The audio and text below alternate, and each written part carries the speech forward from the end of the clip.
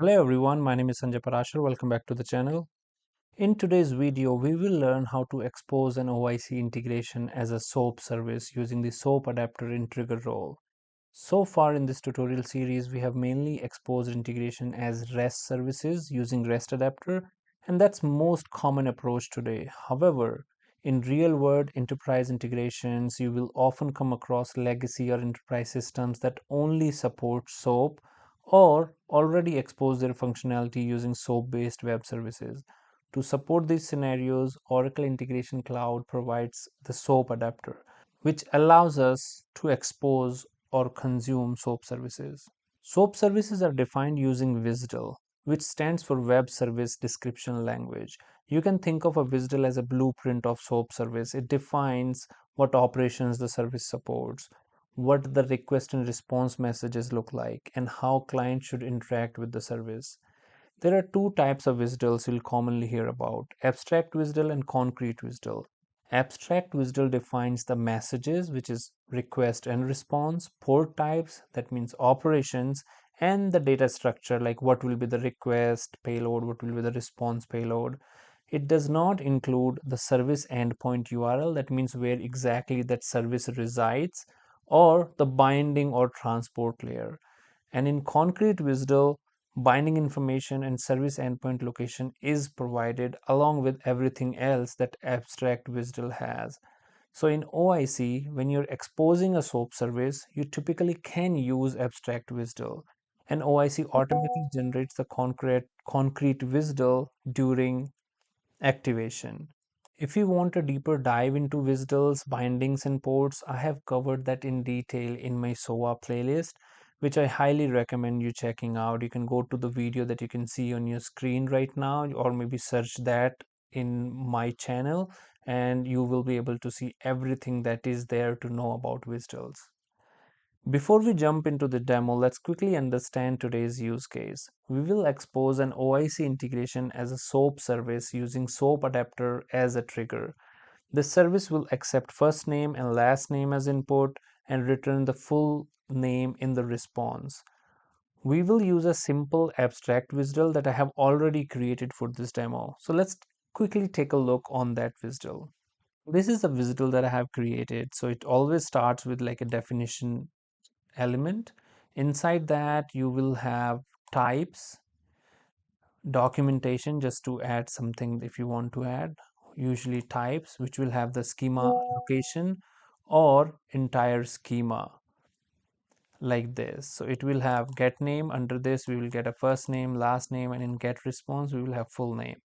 And then under messages we will tell what is the request type and what is the response type. And under port type we will have the operation name, which is get full name. And this does not have binding or service tags or elements. That means this is an abstract WSDL and it can be used as a trigger for our OIC. The moment we activate it, OIC will generate those two tags, and I'll show you during the demo. Let's jump into the demo and build this SOAP based integration step by step, and we will also test this using SOAP UI. So once you're logged into your OIC console, you can come to connections and let's create a SOAP connection. So I'll click on create. We'll search for SOAP. Inside this, let's just call it SOAP trigger, and let's call it full name, because that's the WSDL that we're gonna add it here. Under roles we can keep it trigger. Let's create. And now inside this, under security, you have multiple options. We can keep basic authentication for now. And here, if we have the URL for a concrete WSDL, you can add it here. But for us, we are using an abstract WSDL, so we can upload it. We can come here, we can choose that file and upload it here. So let me do that. So I got that WSDL. I'll click on upload, and now we can test it. And once this is done, we can save it and go back. Now let's go to integrations and let's create an application with, let's say, Let's give it a name as demo soap trigger, full name, and let's create it.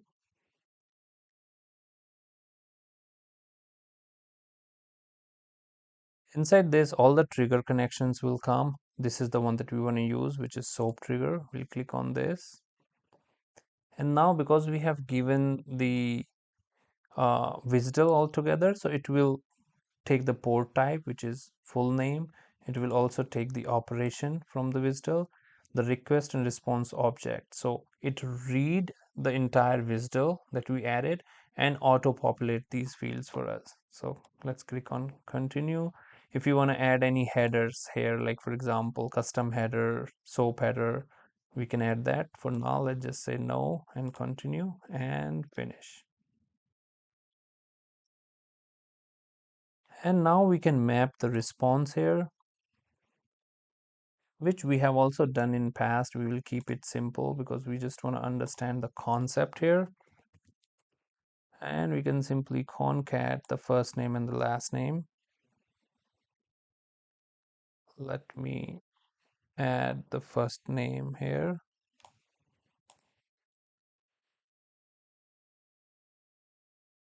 Then let's give a space, and then let's add the last name. This should be okay. And we can also test it. Let's just test it once. Let me generate the input and output. Sanjay, and let's give last name as Parashar, and let's test it. So it returns Sanjay Parashar. So our map is good. Let's validate this, and let's go back. Let's give the identifier here, save, back, and let's activate this.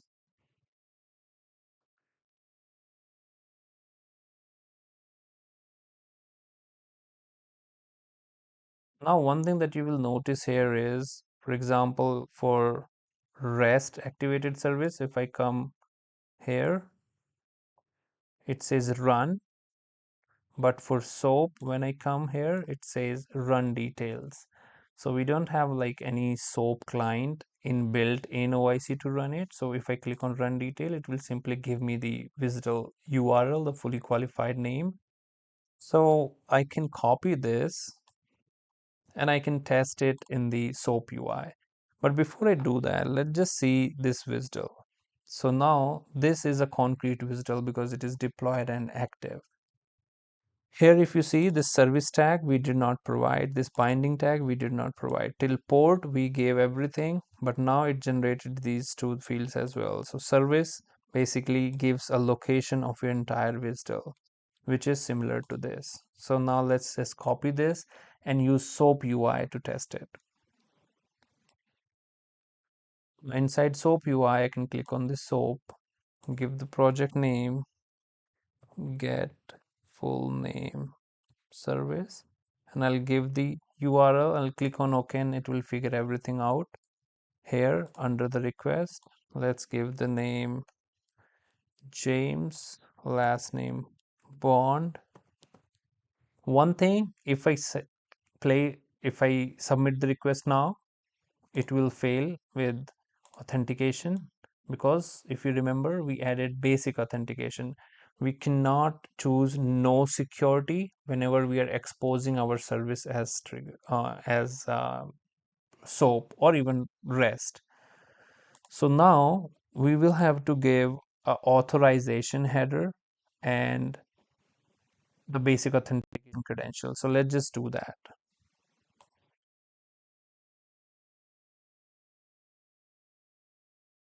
So the header is authorization and value is basic space your username colon your password in base64 format. So that's how it will work. Now let me just submit this request, and as we can see now we are getting the response back. And that's how you create a SOAP service in OIC. That's it for today's video. In our next video, I will show you how you can call an external SOAP service using SOAP adapters invoke role. So stay tuned. Thank you so much for your time and have a nice rest of the day.